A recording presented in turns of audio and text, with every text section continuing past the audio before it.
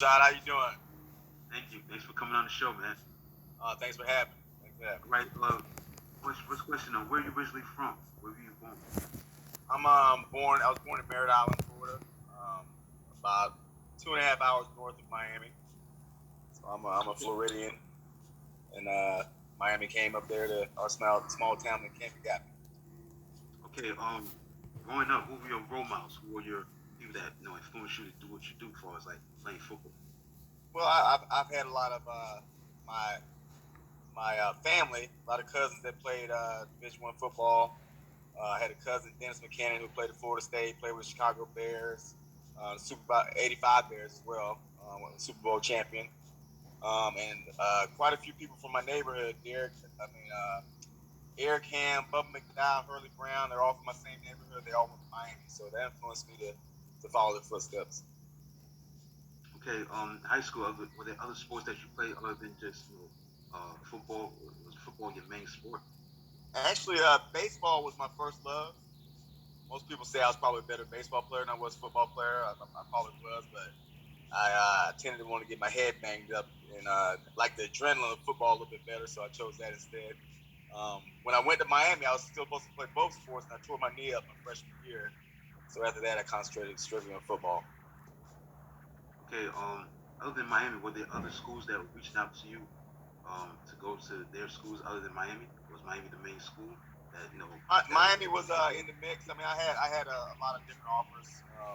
Florida and Florida State thought I was too small, but most other schools across the country wanted me to come visit and offer me.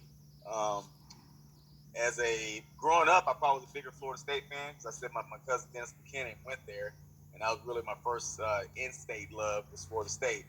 But once some of the guys from my neighborhood started going to Miami, I quickly fell in love with the Hurricanes. Okay, was Jimmy Johnson your main recruiter, or was it somebody else? Jimmy Johnson was, but Don Solomon was my main recruiter. He came to visit me multiple times. Um, and really, how I got noticed, really, from most schools across the country, I'm a small guy and didn't get a lot of offers at first. Junior year is when you're really supposed to blow up. But I had the number one player in the country, Derrick Brown, on my team, who went to Notre Dame, and everyone around the country saw him, and they came to see me. They saw me as well perform in practice, and they say, "Oh, who's this guy?" So they saw me shine, and they knew I was a talent. So, Okay, so '88 was your first year. Your first year, '88.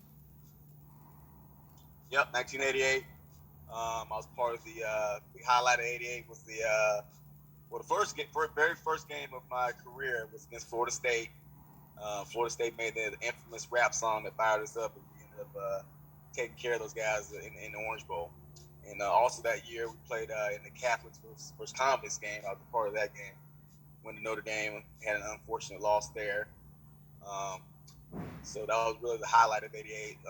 We played it in the Orange Bowl, and that's where I tore my knee up at the end of that year, and I had a redshirt the following. Okay, so that was the last game against Nebraska. You won 23-3 against Nebraska. That was the last game for Jimmy Johnson. Was you surprised personally that he decided to go coach the Dallas Cowboys at that time?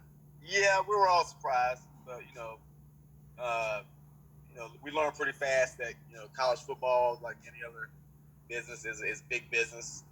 Coaches are looking for stepping stones and always looking to advance. And we quickly learned about the business of football, and we got over it pretty quick. But miss Jimmy, but Dennis Harrison came in, we gave him a chance, and he did a good job. Yeah, you won. Yeah, that was the last coaching game, 23-3 over Nebraska. So '89 comes around. You have Dennis Erickson. Talk about him coming in as a coach at that time.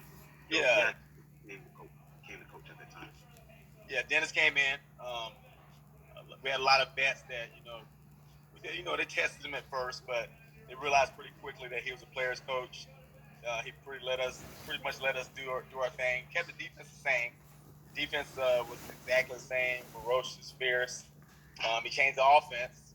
We had a different offense, more of a spread type, is what we ran back then, one back, and it worked well for us. And we were off to the races after that. So. Okay, the game I want to talk about in that '89 season obviously was the game against Notre Dame. That was the very intense rivalry, obviously won 27-10. But talk about your perspective, get ready for that game, winning 27-10 in the Orange Bowl. Yeah, I wasn't. Unfortunately, I wasn't part of that game. I had the red shirt. I tore my ACL in that last Orange Bowl game my freshman year, so I was on the sidelines. But the atmosphere was just tremendous. I was a part of that '88 game. We were very frustrated for what happened in the '88 game. We thought it got stolen from us with that Cleveland Gary so-called fumble. It wasn't a fumble, but that's what they called. So we had to live with it. But we knew once they came to our house the next year, we knew we had something for them. So it was a very intense game, and we knew we had their number when it came to us. Okay, so the national championship was won on behalf of actually your arch rival Notre Dame. They had to beat Colorado, which they did 21-6, and you had to take care of your own business and beat Alabama, which you did 33-25. So talk about being part of a national champion for the first time at University of Miami during that time. Yeah, that was extremely exciting. Stuff you dream about as a kid, being on a championship team. A lot of hard work, dedication, blood, sweat, and tears went into it. Um, and it was an electric night, and we took care of business. Won the championship. Yeah, you went 33-25. So now the 90s roll around. Um, talk about that BYU game because that was a crazy game. You defend champions, you're on top. You top ranked. Expectations so high to win another championship, and you lose to BYU. What went wrong during that game? Obviously, Todd Detmer had a great game in that game. Yeah, yeah. That game we realized quickly who Todd Detmer was. That's for sure. But I think we underestimated them just a little bit, and especially Todd Detmer, who had an outstanding game that year. Um, but I think it woke us up after that game, and we went on the roll and just pretty much destroyed everybody else the whole season. We were projected to go 12-0, run through everyone, and I think it swelled our heads up a little bit. But that loss put us back in focus, so we could take care of the rest of the season. Everybody on the schedule. Yeah, that and also doing that, after you lost to them, you was able to also beat Florida State. You beat them 31-22. The thing about that game is a lot of great running. A lot of yards was ran because Conley and McGuire they combined for a lot of yards. 176 yards for McGuire, 144 yards for Conley. You won, smash mouth. We went 31-22. Obviously, Miami was known for throwing the ball in the air, but you showed that you could pound the rock even against a great, Florida State defense. Talk about that winning 31-22. Yeah, we realized that our running game was going to be the key. We were just going to take what the defense gave us. Great job of offensive coordinating by our offensive coordinator at the time. And we took what they gave us and realized that we could run it down their throats, keep the ball out of their hands, and control the game. And that's what we did. You ran for more than 300 yards.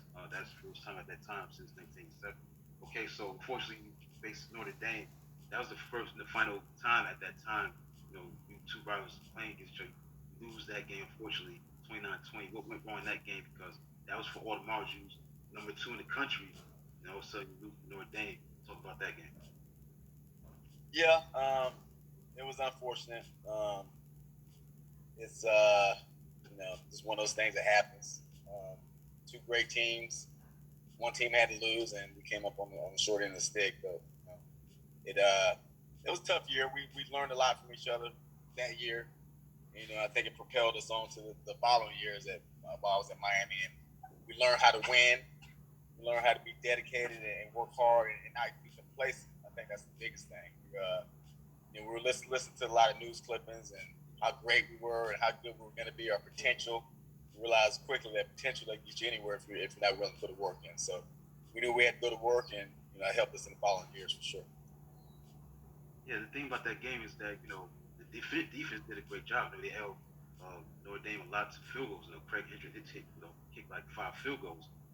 Rocket ran back and kick off and turned like 90-something yards. Yeah. So defensively, he did his job. Just turned the ball over like in opportune times, and that's why again you fell short unfortunately during that time. So I want to fast forward to the Cotton Bowl. That's the infamous Cotton Bowl because that's the game.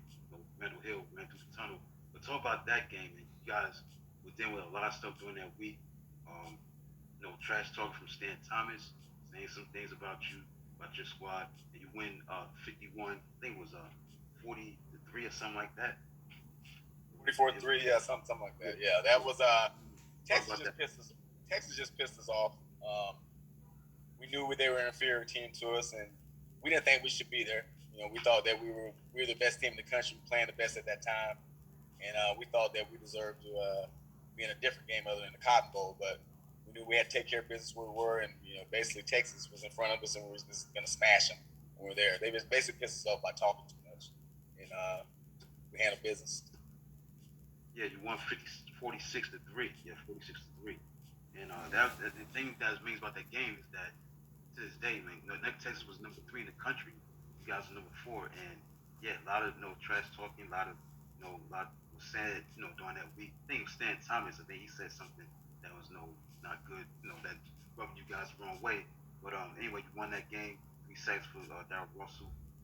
Russell Merrill had 3 sacks in that game, and Everson had 4 touchdowns, and Wesley Carroll, had 8 catches for 135 yards.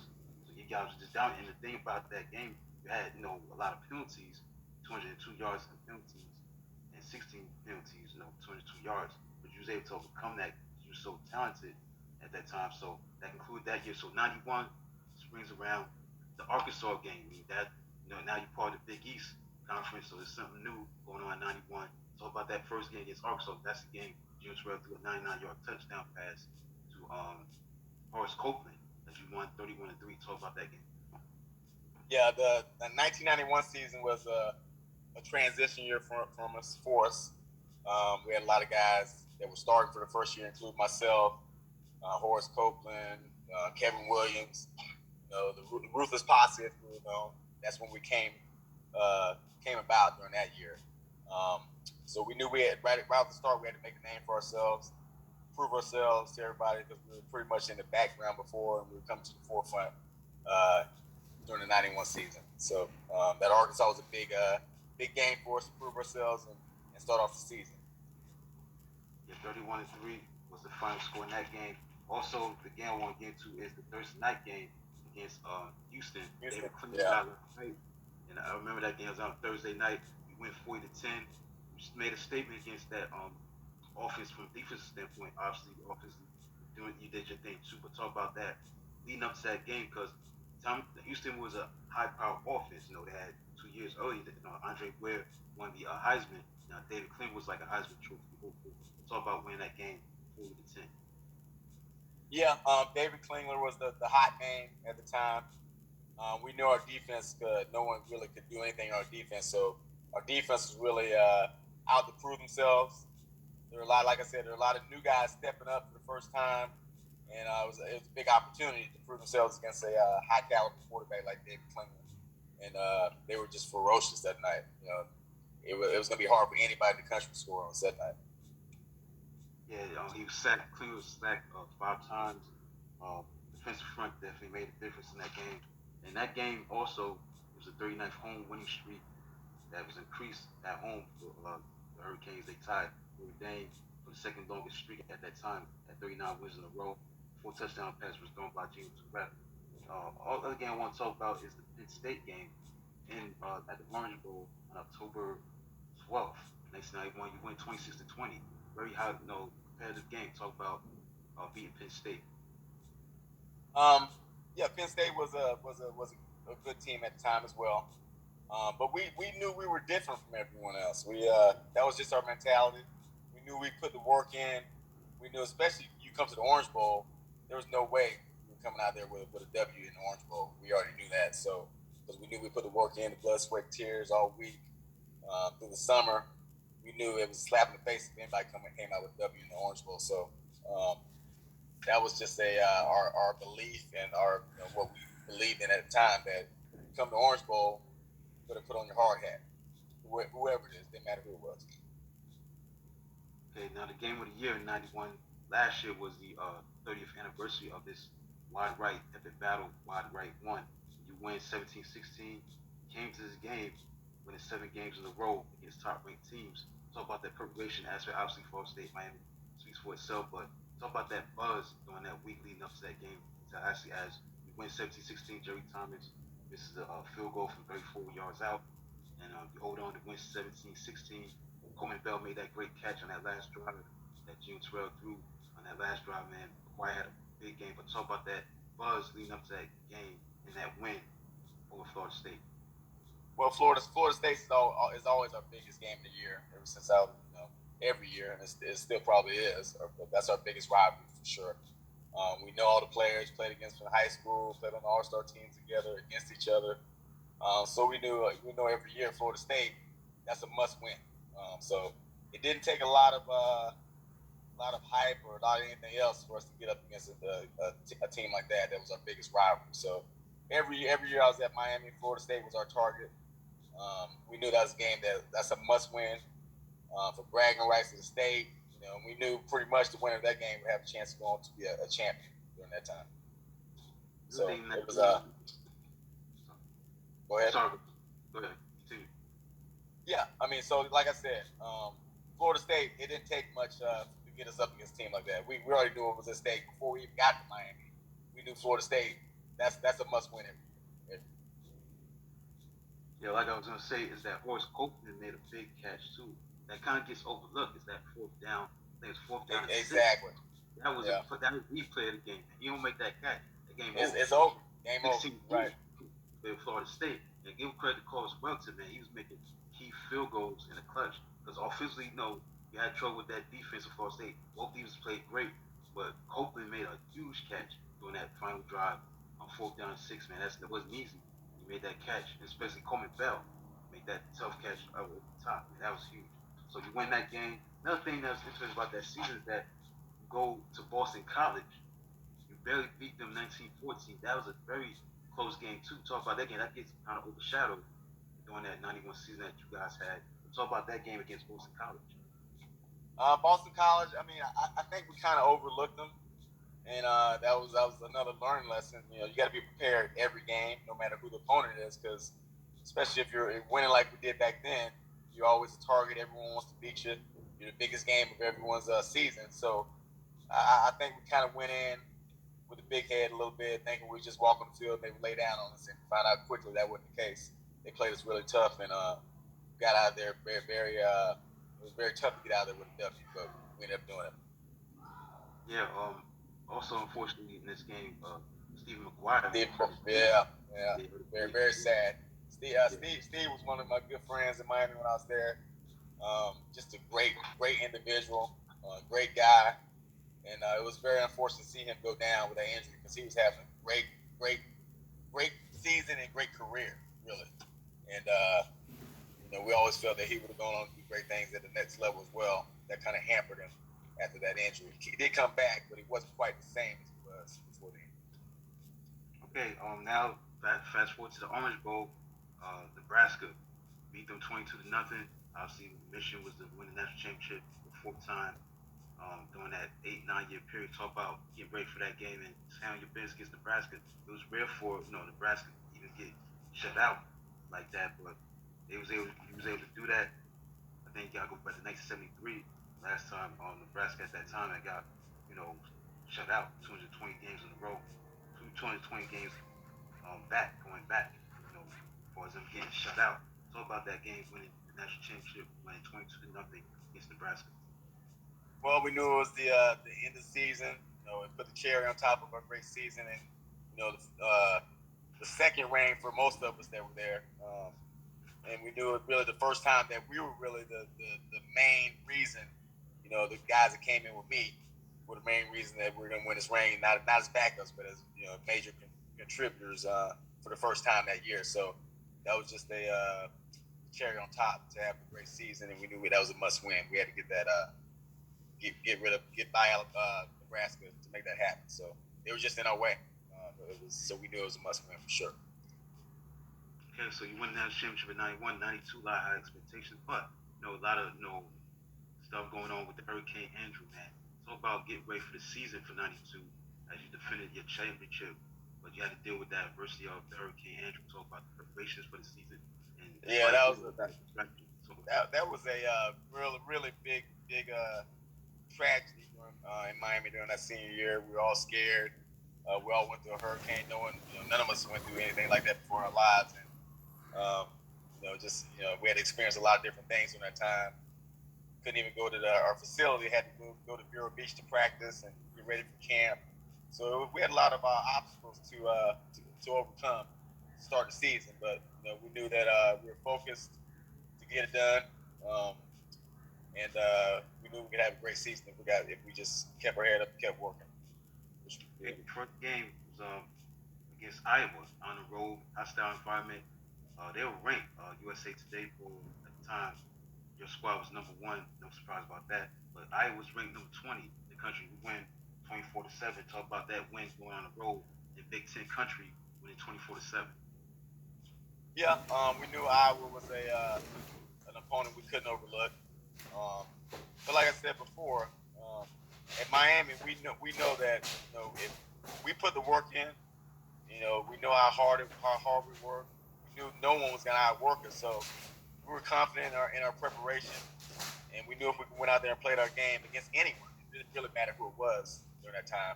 If we put the work in, we knew that we'd be victorious if we stayed focused. So. Okay, the other game we want to talk about during that 92 season is Arizona. And that was a close game, 8-7, max baseball score. And that unfortunately, it's like Steve McGuire got hurt, Rusty Medeiros got hurt. And Yeah. it came down to a field goal for Steve McLaughlin. He missed it from 51 yards. Talk about that game. Was you guys overconfident against Arizona because you only scored 8 points? Defense did their job, but offensively not effective. Now Arizona had a big time defense though. Teddy Bruschi was on that defense who had great success with the Patriots. We'll talk about that win, narrowly escaping against Arizona 8-7. Yeah, I think we're a little surprised by the way Arizona played us. It's probably another time that we went out and just thought that we would it'd be an easy win for us, and we realized quickly that, like I said before, we're the biggest game for most teams, and everyone was going to play us hard and give us their best effort. We found out that quickly against Arizona. They gave us all that we could handle. That's for sure. In some games you win ugly, you know, um, but a win is a win. Usually champions find a way to win somehow. And that's what we did. You know, so got by. Okay, then another close one, obviously against Florida State, win 19-16. Got off to a bad start. Smack Vanover ran for a 94-yard kickoff return for a touchdown. But the thing about that game is that two things is that Coleman Bell scored a touchdown, and then Lamar Thomas made that catch. We put the squad up 17-16, and then it came down to a field goal. Dan Murray missed it from 39 yards. Talk about that win. That's wide right two comes into play. Talk about that win. Yeah, yeah. A lot of people talk about it all the time. Yeah, I was a part of wide right 1 and 2. That was the second one. And we know with Florida State, like I said before, a lot of guys we know played against high school and growing up, and we know it would always be a tough game against our biggest rivalry. So we never expected it to be easy against a team like that, and we knew from the previous years it's always going to be a dogfight every single year. So we knew we'd have to play 4 quarters, every minute of the quarter, and we knew if we did that, we thought we'd come out victorious, which we found a way to do that again. Okay, then you had another great battle going to Penn State. You had to play them, and are you still there, Darryl? Darryl, you have some difficulties. He's doing a great interview right now, but like I can't see Darryl on his end. So hopefully he can come back. You're having a great interview right now in the 92 season. About to talk about the Penn State matchup.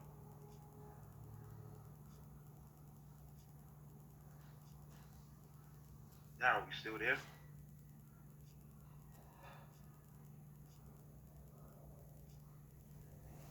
Can't see Darryl.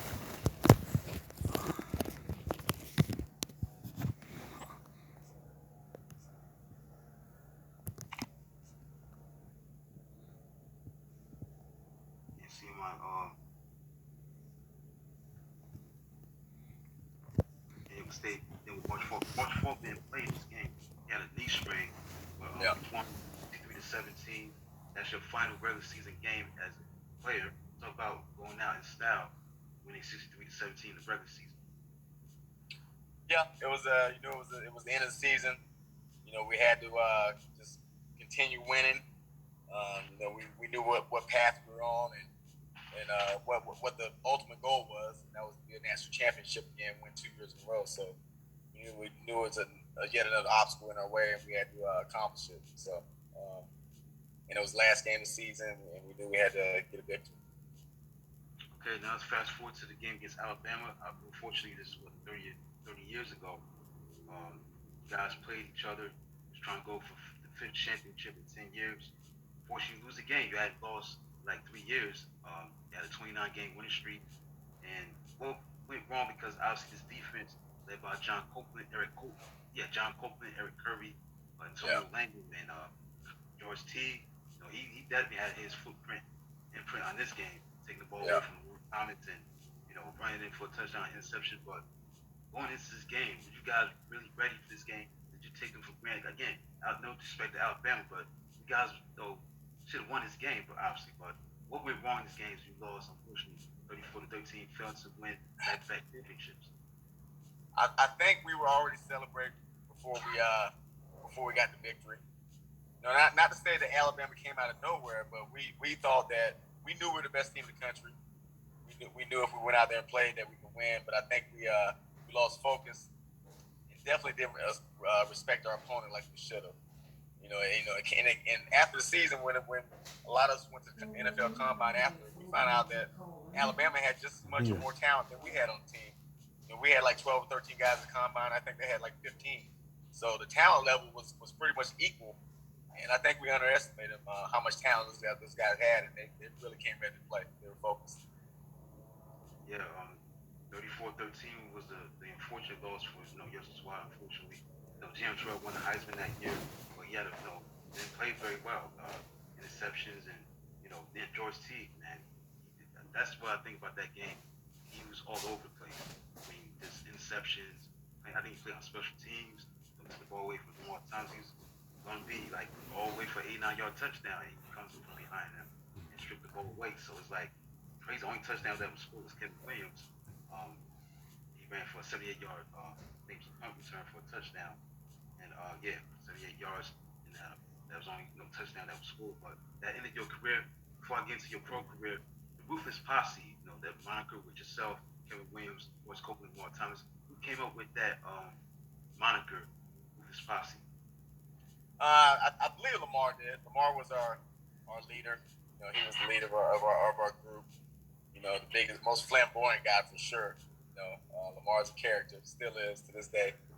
But I believe Lamar came up with it. I don't remember exactly how he came up with it, but I think he did. But I think it fit us well, and we took pride in it every week, and we wanted to make sure that we were part of the reason we won every week as well. Whether it be catching the ball, blocking for a running game, which we had to do some games. Some games we really didn't catch a lot of balls, but we focused mainly on the run.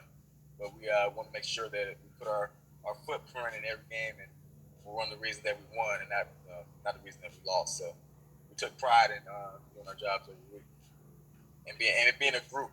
We're in a group and being unselfish. Because like I said, all of us were talented.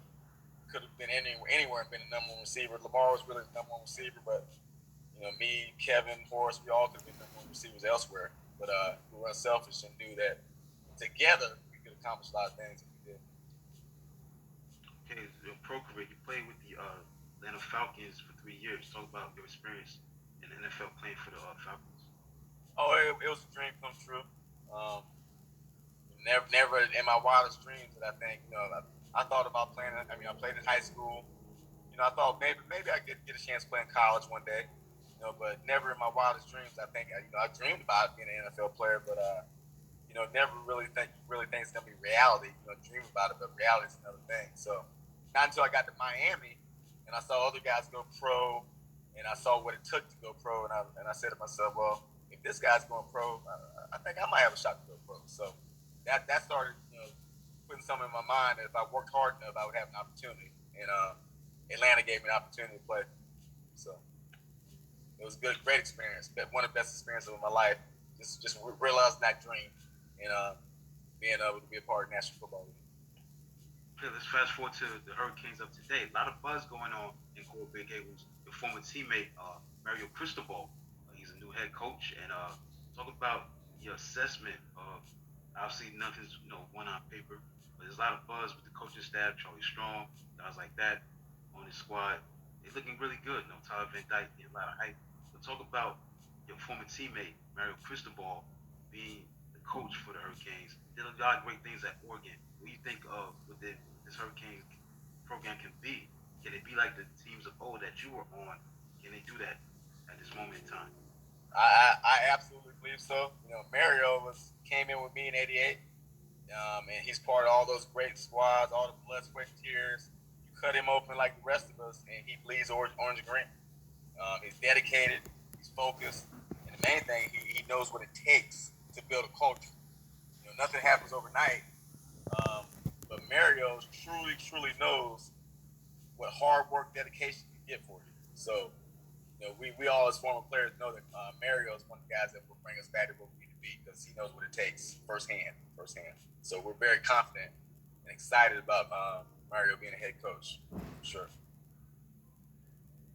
All right, man. Thank you for your time. Thanks for coming on, Darryl Spencer. It's been a great interview. It was a great interview. Thanks for coming on the show. Thank you. Rashad, I appreciate it, man. Anytime, brother. Thank you. All right, that's Darryl Spencer,